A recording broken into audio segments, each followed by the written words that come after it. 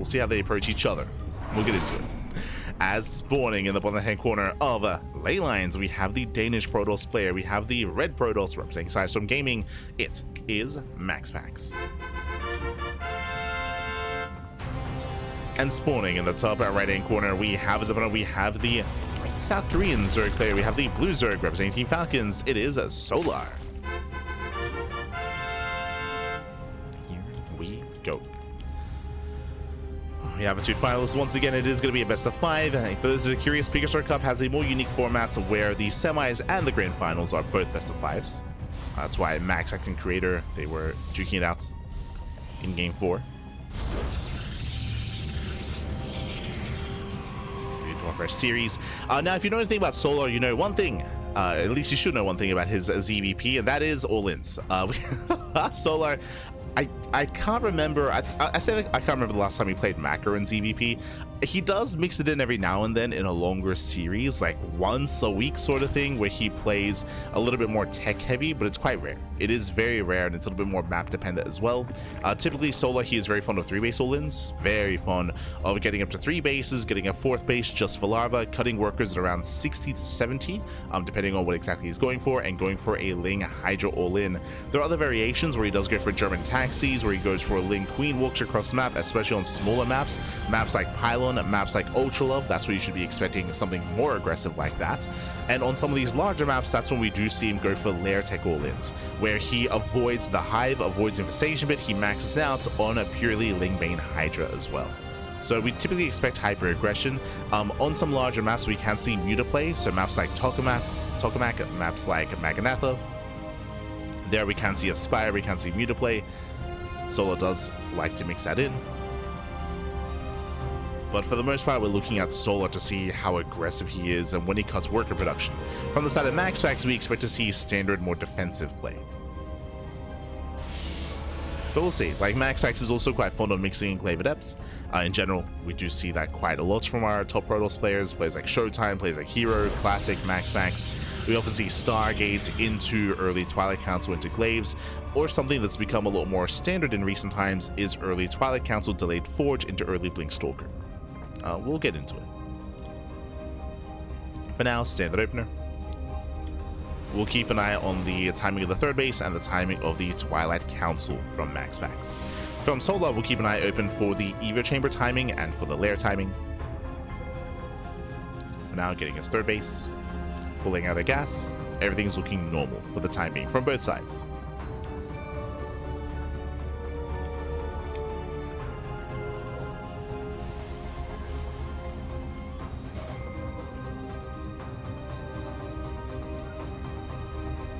MaxPax does open the shade, but then moves out. Oracle's on the way.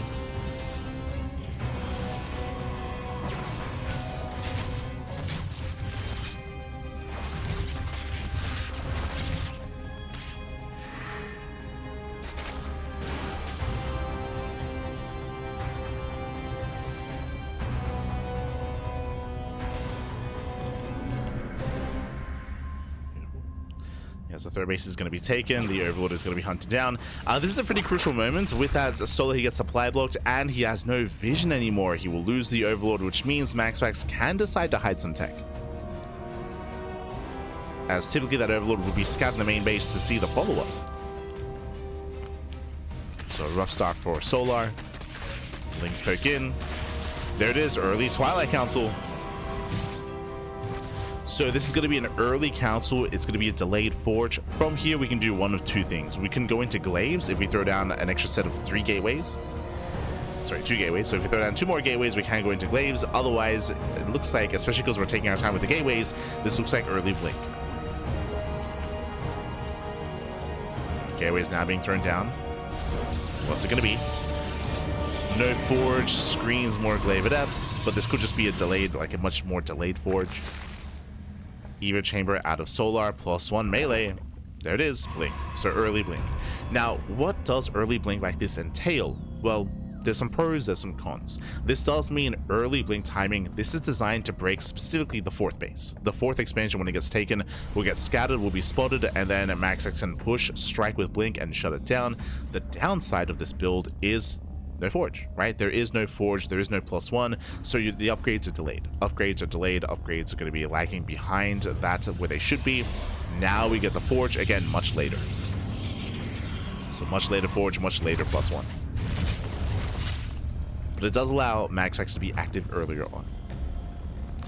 Meanwhile, with +1 melee, I do favor Solar's position. Now, if MaxPax was actually going into Glaive Adepts, I would be concerned. Why? Well, because Solar is skipping roaches. +1 melee means that you're skipping roaches and you're skipping or delaying the Baneling Nest as well. You're being quite greedy and working with purely Ling, typically Ling into Hydra, right? You're saving all your gas. You're saving all your gas getting to Hydra Tech. And if Glaives are coming, well, there wouldn't be Banelings, there wouldn't be roaches. It could just end the game. Like we have seen many Zerg players like Serral, players like Raynor die to Glaive Adepts in recent times in this exact scenario. Thankfully for Solar, it's Blink, not Glaives. As MaxPax is being active early, this is quite risky. Typically, you wait for Blink. Blink is done in a couple of seconds. MaxPax did push early. And we spoke about it, right? This is designed to break the fourth. This is the fourth. The fourth base is here. MaxPax moving in. At the same time, Solar, he does go for the counterattack. Hits the third. Solar does hit the third base. MaxPax moving in. Getting on top of the queens. Clutch chance fuse. Very clutch chance fuse. Oh my god, Solar. Saves the queens. Probe's going to be going down. Stasis does go up. And Solar just buying time. Just buying time for more reinforcements. Hoping he can save the expansion. Once again, the transfuse saves the queen. I mean, he's tanking so many stalker shots as a result. All that damage could have been on the hatchery or on Lings. Ooh, brutal stasis though. Insane stasis trap. Catching out little Lings. Solar to take down 7 probes across the map. Hydra upgrades are on the way. Remember, we spoke about this, right? It's going to be a Ling Bane Hydra out of Solar, delayed Banelings, rushing into those Hydras, and Solar defends. He defends, he holds, he saves the expansion. That's what's important here. What did MaxPax get for the early Blink? Well, Lings. He got 3 drone kills earlier thanks to the Oracle harass. Banelings rolling in. Takes down 2 probes, shuts down some of the side defense. But MaxPax was not worth it, right? He failed to kill the expansion. He failed to kill any queens. MaxPax did not trade well enough. And now Solar can reach his final form, which is what? Which is Ling Bane Hydra. Upgrades are finishing up. Base is looking solid. Getting a 5th expansion. And we're getting ready. So he will soon be done droning, then he can focus on this push. MaxPax behind this is stuck at home. Does have Storm. True. Storm is done. Setting up defensively.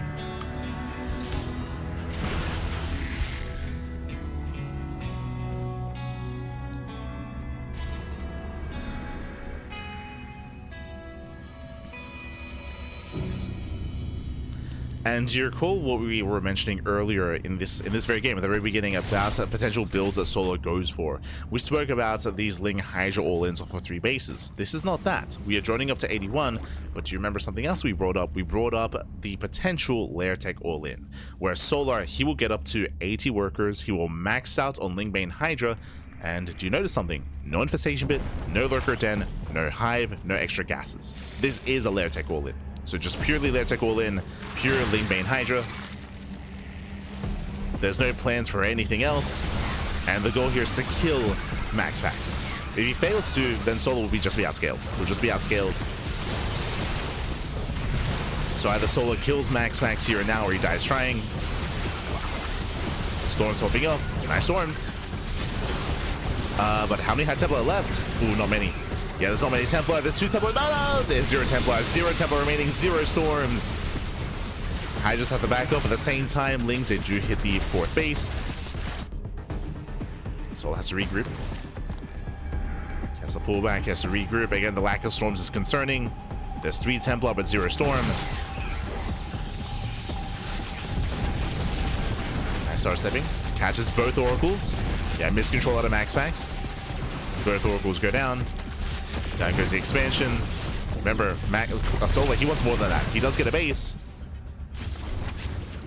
He wants more. As he pulls back, rotates around. And he cannot stop, right? Like Solar, he cannot stop. He needs to be unrelenting with this style, with this build.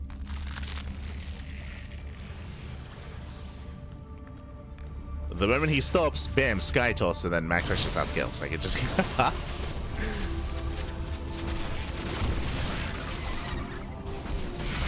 So once again, just ensuring there's no fourth expansion. Fourth base is now being taken. Solar, he pulls back, Prism into the main. Does distract Solar. Big distraction. But again, Solar's remaxed. Remember, he's remaxed, and remember, like, there's no extra gases, there's no further tech. It's still just purely Ling and Bane Hydra.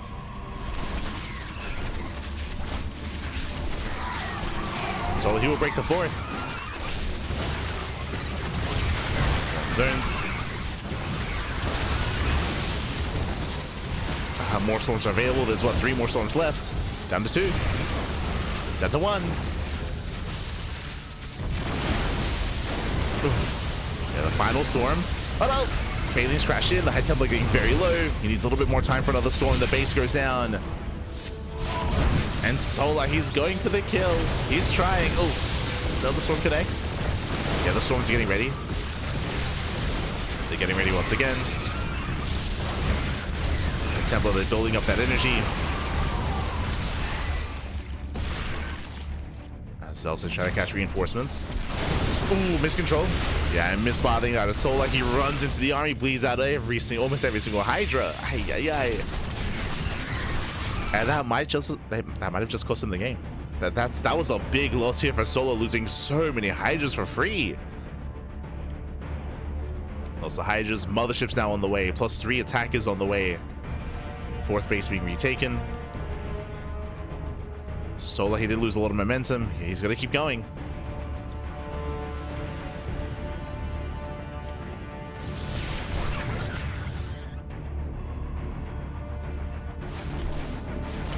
He's got to keep going. Now, thankfully for Solar, there's no like carrier production or Tempest production here.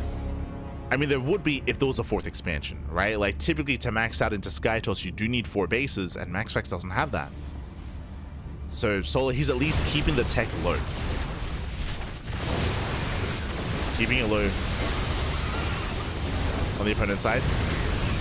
Storms, they do graze the army. Hydra's rushing in, getting on top of the Templar. 0 storms left. No more storms. He's done it. Breaks through the 4th base. Okay, Templar coming in. There's the NG overcharge. There's the overcharge. Nice storm on the Balings. Nice storm on Jesus. Storms are brutal. But Solar, looks like he has done it. Yeah, he gets into the mineral line, cripples the economy. This is like a 5-minute all-in, by the way. Like, it was just 5 minutes of almost non-stop aggression out of Solar. And again, he's at least containing the Protoss player on 3 bases. And MaxPax, again, he's running out of money, running out of resources.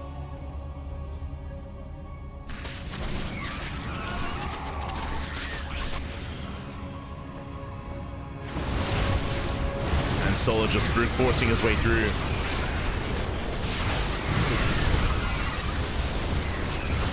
Gets above the expansion. Nexus will go down. And at this point, Solar's done it. Solar, he has done it. Just rallying in, getting on top of the Immortals. The Mothership is trying to make a stand. Trying. We have detection, though. And detection is available. Down to 1 Immortal. Down to just the Mothership. Yo, Mothership's pretty good, though.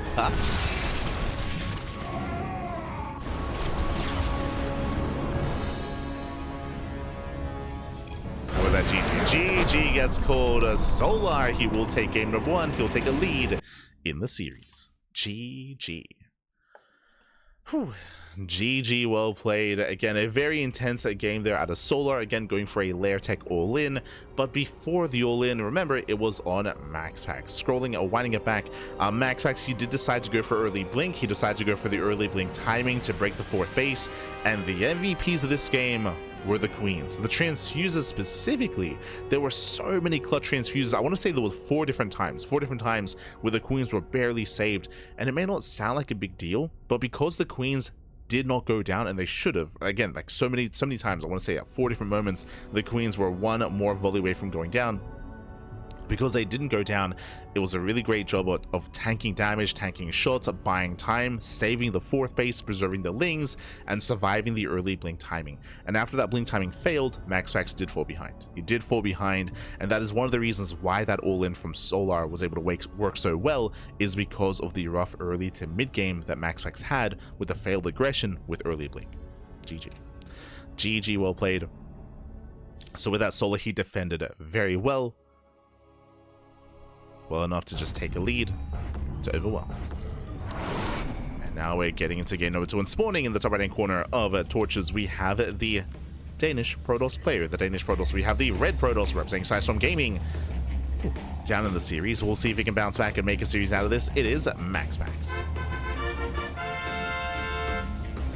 And spawning in the bottom right hand corner, we have the blue Zerg player, the blue Zerg, the South Korean Zerg for Team Falcons, leading the series 1-0. It is Solar. And we should be going for another all-in here. Let's go. And again, when it came to the previous game, like any lesser player, or if Solar had played any worse, if MaxPax had started killing queens, then he gets 1 queen, then the other, then the other, then the other, he resets the queen count, and then he most likely kills the expansion, kills the 4th base, and then MaxPax would have taken a lead instead, coming into game 1 on ley lines. So again, it all came down to that early blink timing.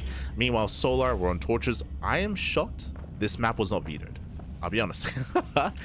Torches screams all in. Regardless of the matchup, hyper aggression on Torches is expected. So for MaxPax to allow Torches through, I'm a little bit surprised. Okay, show us what you got. Now, what's scary about Torches is link floods. We should be seeing the initial hatch gas pull, rush into the goal base, into link speed, pull out of link speed, or maybe even just get a Baneling Nest and go for a link bane all in. Just because there's just such a wide entrance into the natural with all these mineral patches. Now, I've seen this before. I've seen MaxPax and some of these other Protoss players attempt to hold here, where they situate Adepts, Stalkers, and the goal is to kill the drones before they mine.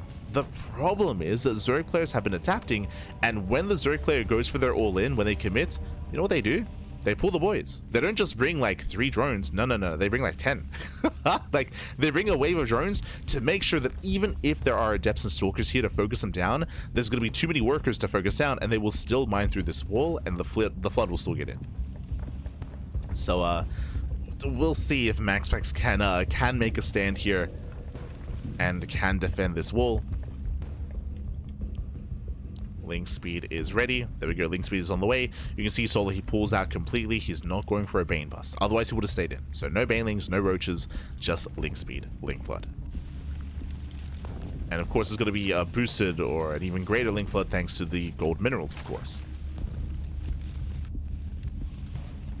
Now, I'm assuming that Solar's going for a link flood and going for an all-in, but, you know, maybe I'm out of place there. Maybe we could just macro from here, maybe.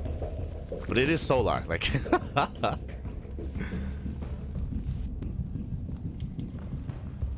Stargate open out to MaxPax. MaxPax, he's on patrol.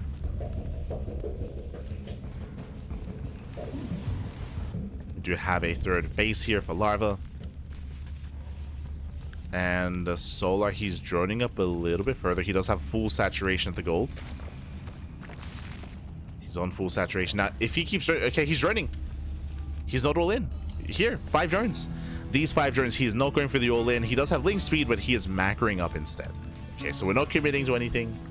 MaxPax, he's trying to make sure.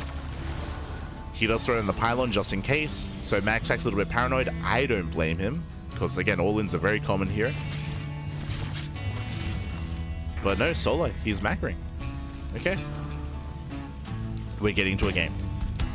Now, as we get into a game, this is where we have to talk about the goal base. It has to be punished. The Oracle gets one drone, takes a lot of hull damage here. Ah, the Adepts! Adepts, they get cornered, losing one, losing both Adepts. Ay, ay, ay, that should not have happened. And so far, a much stronger start for Solar. This goal base needs to be punished. Now the pressure is on the Protoss player to do something about the gold.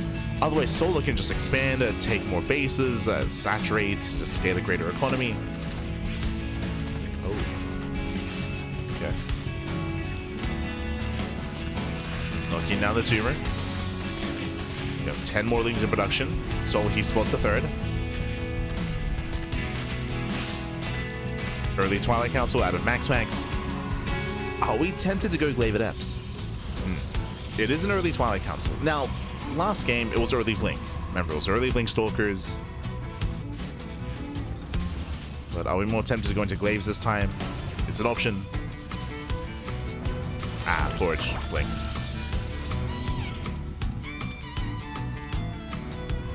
With the Forge on the way, this does kind of put a Glaive Adepts off the table, and now it's either +1 in Blink or +1 in Charge. Needs to be zoned away. Oh, +1 in Charge, okay. Going to Charge. Bold move. Now, these early charge timings, they can punish a Zerg player that doesn't go Roaches. I guess similar to Glaive Adepts. But if Solar does decide to cut Banelings and cut Roaches, then Solar is going to be quite vulnerable to this charge timing. Gateways are on the way. MaxPax, he will commit. And Solar is going Ling Hydra. Now, typically, I would favor MaxPax here. I'd be like, okay, this charge timing can actually work really well, especially if Solar is too greedy. But the problem is the gold base, right? Because the gold expansion and because the early game, oh, we're getting a surround and we catch out 2 more Stalkers. Like, Solar's been getting a lot of value here. He's been killing 2 Adepts, the Stalkers, minimizing losses against the Oracle. Solar, he's in a much better position than he would be on a standard map.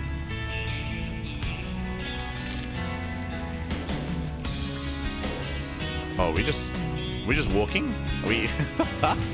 Okay. Solar, he's on 56 workers. He should be getting another expansion just for Larva, but he's massing up at Ling, Bane, Hydra. Okay. He's opening up the center.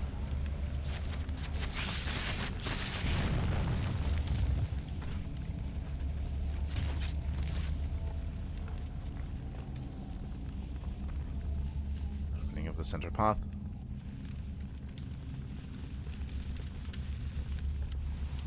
Solar, he has not actually made a drone in quite some time. He does have a 4th base just for Larva. No drones. Yeah, no drones, no saturation.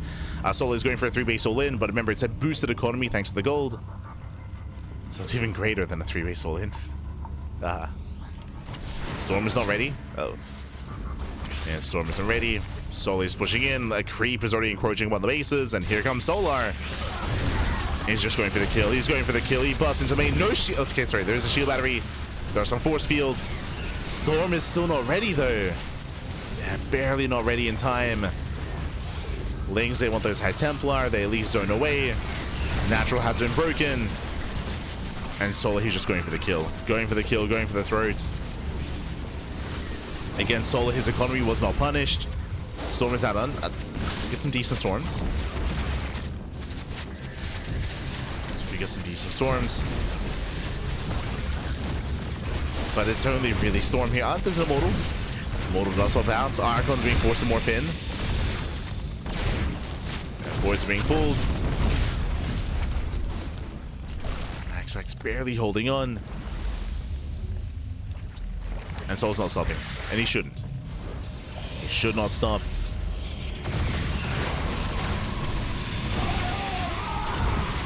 Nice spread. Star steps in, takes down the Zealots, takes down the Archon, and there's no defense here. There's no defense from MaxPax. Solar has broken through. And again, I'm shocked that this map made it through the vetoes. I mean, didn't go for the all-in that I'd assumed, but did go for a 3-base all-in regardless. GG gets called, and Solar will take the lead in the series 2-0. GG. Whew. GG, well played. Solar one game away from claiming the series. MaxPax, the pressure is on. And again, I mean, Torches is a rare sight. I always appreciate seeing it, but at the same time, interesting to see that it made it through the vetoes here between the two players. I mean, it's a best of 5, so there are less vetoes to begin with, true. Maybe there was like a game of chicken going on, but again, Zerg players are very fond of committing here into aggression and taking advantage of the goal base on Torches. With that, Solar did snowball out of control, and now we're getting to game number 3. We're jumping into game 3, and we'll see if we can recover. As spawning in the bottom right-hand corner of Incorporeal, we have the Danish Protoss player, the Red Protoss, representing Sidestorm Gaming. The pressure is on. Down heavily in this series. Remember, it's a best of 5. First to 3 will win. He has to fight back here and now to make a series out of this. It is MaxPax. And spawning in the top left-hand corner, we have his opponent. We have the blue Zerg player. We have the blue Zerg player representing Team Falcons. It is Solar. We go. She's at Cranky Ducklings. What did you think about Cyril versus Clem? We were casting Maestros live last night, so it was a lot of fun. It was a lot of fun. Love the vibe, love the venue, of course. Shout out to Funka and Koka for the rap that they did host. It was beautiful, man. It was beautiful. Beautiful. It was a fun series. I will say that unfortunately it was a little bit one note. We didn't really get a lot of variety in the series, unfortunately. That's something that I will say. I mean, the meta has been shifting quite a bit in recent times. I was really interested in the fact that Cyril actually adopted Raynor's build. I didn't think that would happen. I guess, you know, right now, standard opener, hatch gas pool, likewise gate expander to MaxPax. But very quickly touching on it, what I mean by that is, if you know anything about ZvT and about Raynor's style, Raynor, he's very fond of going Ling into Infestor into Ultra. He's very fond of it. And it's really risky. It's really, really risky. It can be abused quite heavily as well. It's basically Raynor's own take on Shin style, I say Shin style, on the more standard style of going for a roach opener, going roaches from roach into Ling, then into Infestor, then into Ultra instead, which is a safer way of doing it. But Raynor has been cutting corners and just going straight Ling, Infestor, Ultra instead, without banelings, without roaches. And we've seen some very mixed results when Raynor does it. Very mixed. Like, we've seen it work sometimes, but if his opponent knows what they're doing, like if they know what Raynor's up to, then you can punish it quite hard. So I was really surprised to see that Cyril started doing it as well. And he featured it last night against Clem, and I mean, as to be expected, it also had mixed results. Like again, like, it's just such a risky way of playing, and such a risky kind of style as well. And yeah, Clem, he did a great job at punishing it. I think what caught me off guard is that we saw it quite a lot. I want to say we saw it like 3 or 4 different games out of their 2 series. So interesting that that Cyril has at least adopted it for the time being. I don't know if it's something that he's gonna stick with, or something that is gonna like it's like a phase and then we like move away from it. But we saw it quite a bit.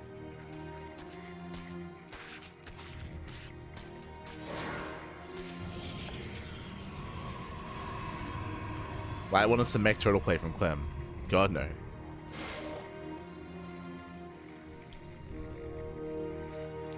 As for now, standard opener. So we have our standard opener here out of MaxPax.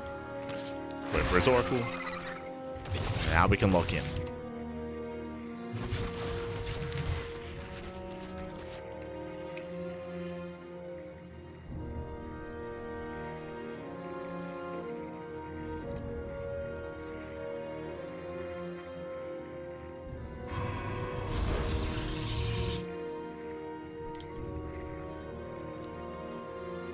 Max actually makes his way across the map.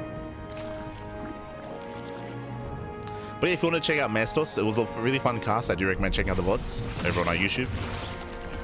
So streamed over on YouTube as well. The Oracle does the mineral line, gets 3 drone kills so far.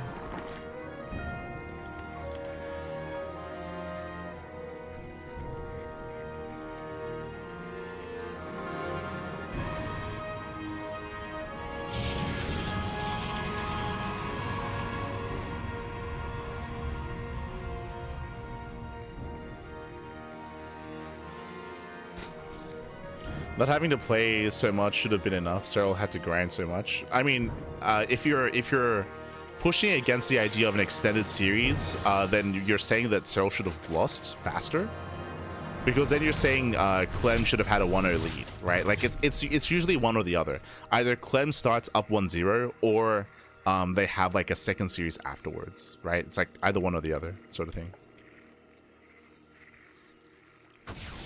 The reasoning for that is because it was double elimination, right? It's a double elimination brackets. So one or the other.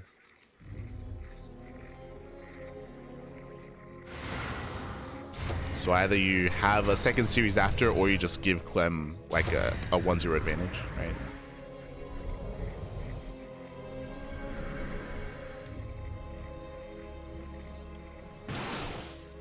Oh, we're going for an all-in. Okay, let's log in. From here, Solar, he does get up to 3-base saturation. He's defended well against the Oracles, and we're going for Overlord speed, a massive wave of Overlords as well. We're going for a German taxi. We're loading up. We're getting ready. We're gearing up for a taxi. Meanwhile, MaxPax back at home. He's still gearing up, getting into a more standard opener for the first time. Blinken +1, standard build out of MaxPax, and will he recognize what's going on in time? Will he recognize? As here come the Dropalords, here comes the taxi.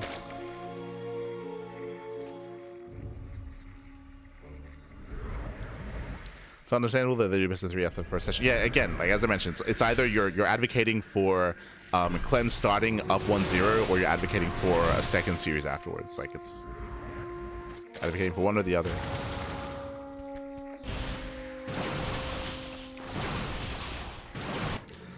As here, I mean, oh, as MaxPax, he will completely miss the all-in. MaxPax, he's like, let's go, I'm killing the 4th base. Papi, where's the army? Ask yourself, it's here. The army has arrived. Solar sending it right down the right-hand side. There's recall back home. Does recall. Does recall back. Cybercore's gonna go down. Droplords are coming to start creep. And it was a recall into the main. Okay, recall into the main base. Queen shot up. 1 queen goes down. Clutch transfuse. Yeah, very clutch transfuse. Oh my, the transfuses. The queen tanks what, 2-3 volleys, and Solar, he does it. He breaks the natural base. Again, MaxPax, he just completely missed the all-in coming his way. Spent a lot of time killing a base. It did not matter. The reality is the hatchery did not matter. He got baited, Pap. He denies Storm. 9 seconds away. 9 seconds away. Storm is denied. The Lings, they flood in. The natural is broken. We have some feedbacks, doing what we can, as there is no Storm. And Solar, he runs away with it. He runs away with it in the end.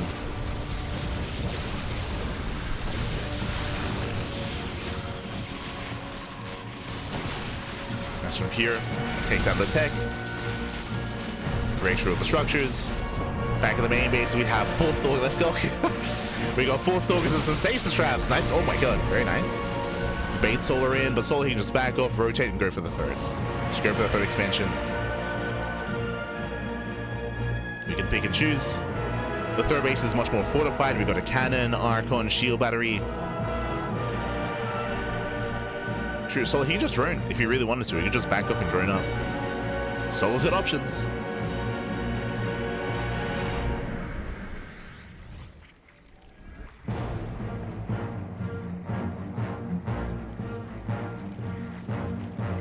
And with Solar, he's made his choice. He's made his choice. So Solar, he's backing off. What's he doing? He's getting ready for the 2nd wave. Getting ready for the 2nd all-in. He does not drone. Does get a base, only for Larva. Only for Larva. Here come the Ravagers. Here come the reinforcements. He's luring the army out into the open.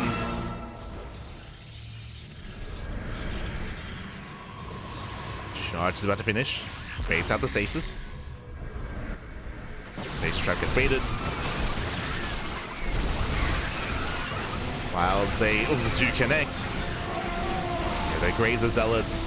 Queens are waddling in. And a MaxPax, he should not be able to hold on here. There just is not enough. Oof. As Yarkon goes down.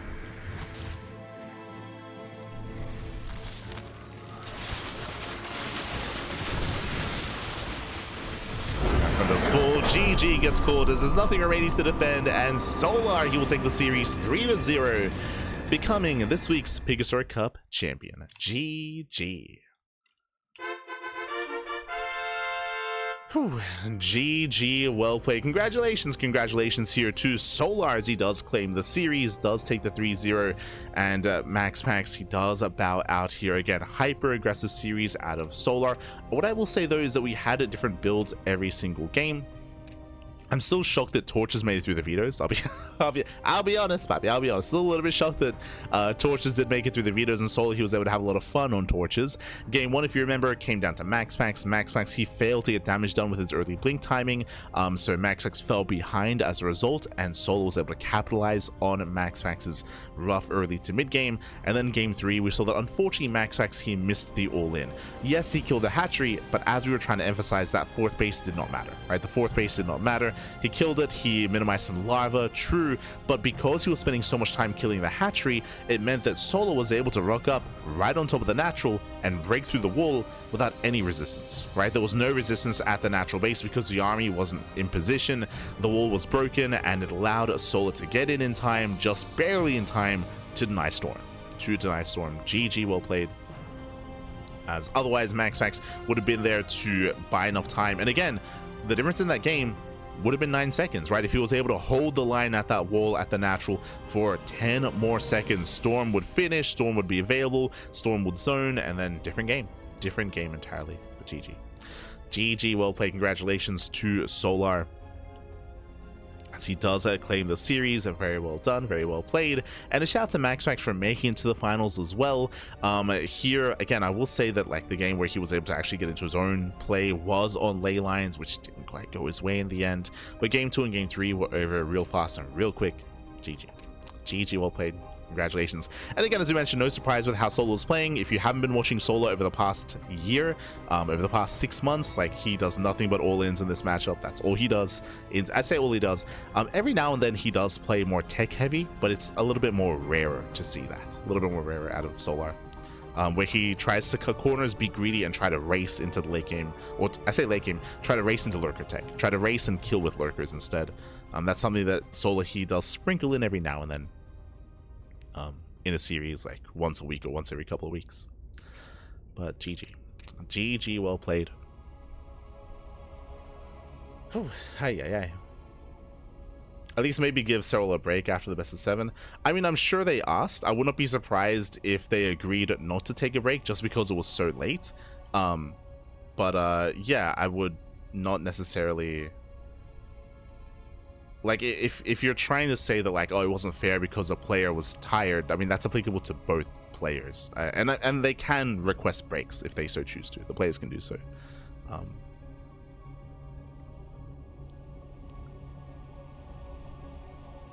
But it is always a brutal format when you come up from the lower bracket because you do have to play more games. True. It's always true. But yeah, it was definitely an interesting series, especially if you're like interested in seeing kind of the meta evolve and the meta shape for ZvP. As I mentioned, it was a little bit one note for my taste, but it was interesting to see that Cyril had kind of adopted a style that I had previously only attributed to Raynor. But again, you can check out the VODs, everyone, the Cranky Ducklings YouTube. Check out the VODs. It was a lot of fun. Obviously, the best part about Mysos was the crowd, right? The crowd, the vibe, the atmosphere was really sick. It's beautiful. I hope that that Comeback TV and those working on the event are satisfied and with the outcome, of course, and hope it leads into more Mysos in the future, for sure. I think my only bit of critique, or the only downside, is that I wanted both Coca and Funka to get on stage again. I wanted some more French rap, Pappy. Let's go. That's all I wanted. I wanted an encore. Smurge.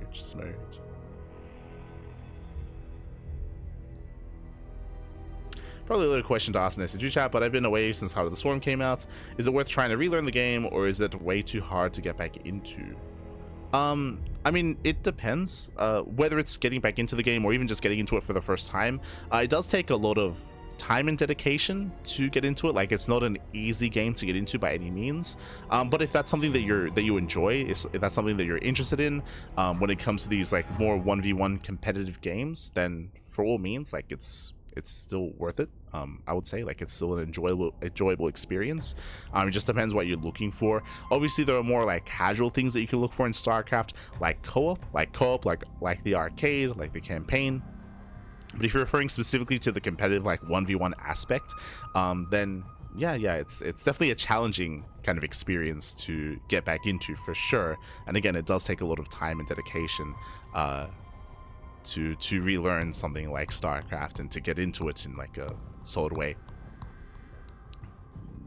But it's I think most would say that it's still like the best RTS experience out there. I mean, sure, there are like different forms of RTS, right? With Warcraft 3 Reforged, or with Dawn of War, with what recently came out, Tempest Rising, right?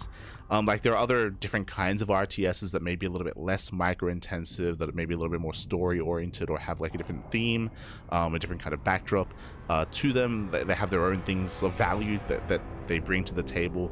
But when it comes to like 1v1, I think most would agree that like it's hard to, it's set quite a bar, unfortunately, right? Like, it's something that that maybe has kind of come to light once again with, you know, attempted works on Battle Aces and Immortal Gates of Pyre and Stormgate as well, is that it's not necessarily easy to live up to what StarCraft had already made many years before.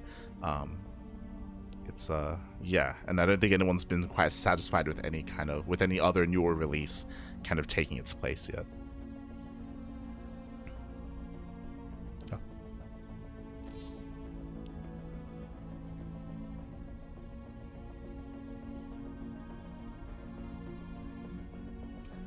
One type thing. I tried a game here and there with 3 years apart, and I go kind of rushed every. Oh no! I mean, there are clowns on the ladder. It's true. It's true. You cannot avoid that. You cannot. You can delude yourself into thinking like, oh, I'm gonna get better. I'm gonna get like masters, or I'm gonna get M2, M1. I'm gonna get into GM, and then I'm finally gonna be able to break out and break free from all the cheese and all the nonsense. No. No. It follows you all the way up to 6K, Bobby. It follows you all the way. You cannot get away from that. But it's a part of the game, and something that unfortunately you have to get better at, or used to, like, dealing with and learning that, of course, learning that process.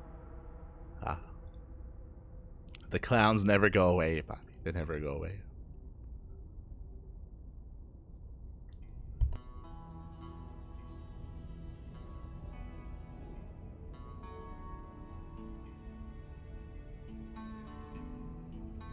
It's worth it. We're getting a new patch in maybe half a month-ish. The new patch should be in November. So it should be in November. If you remember, the reason why I say should be November is because the new TLMC map, the new map pool, that should be going live in November. So I'm assuming that the patch is going to come alongside the update to the ladder maps, right? That's my assumption, is that they're going to be coming hand in hand. Technically, it could be coming before it with a separate patch, but my assumption is that the ladder maps come out at the same time as the patch, I would assume.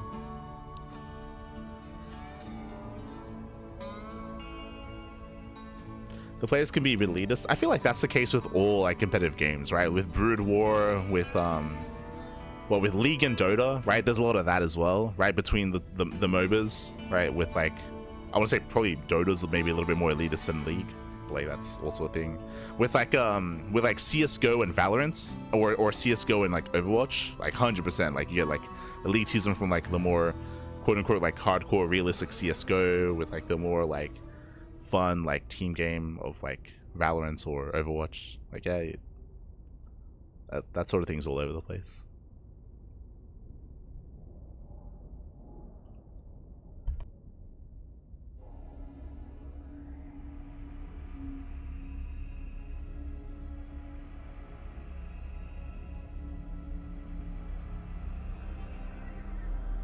I'm a Counter-Strike elitist is why. There you go. There you go. So that's also with like the battle royales, right? Like, you got the PUBG kids, and then you got the Fortnite kids, and then you got like the I don't know if there's any other battle royale out there. Call of Duty Warzone. There you go. You get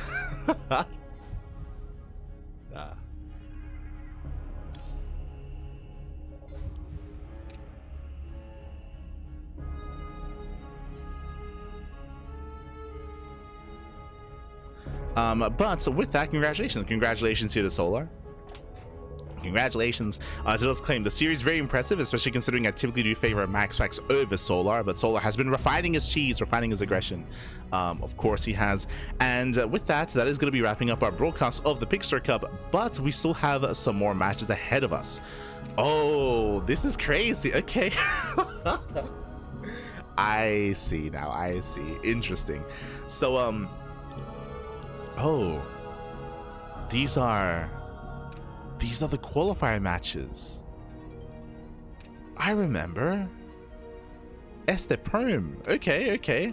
I believe this is from GSL. So winding it back for a moment, or maybe it was EWC. Winding it back. For those that are curious, if you're in the chat, if you do wish us to cast some of your replays, there's a way to do so. I believe it's 10,000 points, 10,000 channel points, and we will cast one of your replays. And a couple of days ago, Prom, a Korean Protoss player, he did redeem a couple of replays for us to cover and for us to cast. And I wasn't really too, I assumed that they were ladder games. They are not ladder games. I remember this at the start of the year, at around, I say start of the year, like a couple of months ago, Prom, he played a series against Dongre-gu, against DRG. DRG, as you would know, he's mainly retired at this point. DRG, he's one of the players that silently retired at the start of the year. DRG still plays in qualifiers, like specifically GSL qualifiers. So he was still in the GSL qualifiers, and I believe he was playing in the EWC qualifiers as well. But that's all he plays in. Like, he doesn't play in onlines, he doesn't play in invitationals. Like, he's very much so like more of a hobbyist nowadays. But I did see, as we were casting because we cast everything, as we were casting the event, there was a series between DRG and Prom which caught our attention, which we didn't get to cast, and it looks like Prom redeemed those replays. So we're going to be going on a break. When we come back, Dongre-gu versus Prom is going to be coming up next. I don't know what to expect. We'll see. See you soon. Fortunately, there's no hate between the Duckling and the Mallard communities. None that you know of. We're going to be going on a short break. When we come back, we'll have some viewer replays. We'll have some replays submitted by Prom, again, the Korean Protoss. We'll see you soon. See you soon.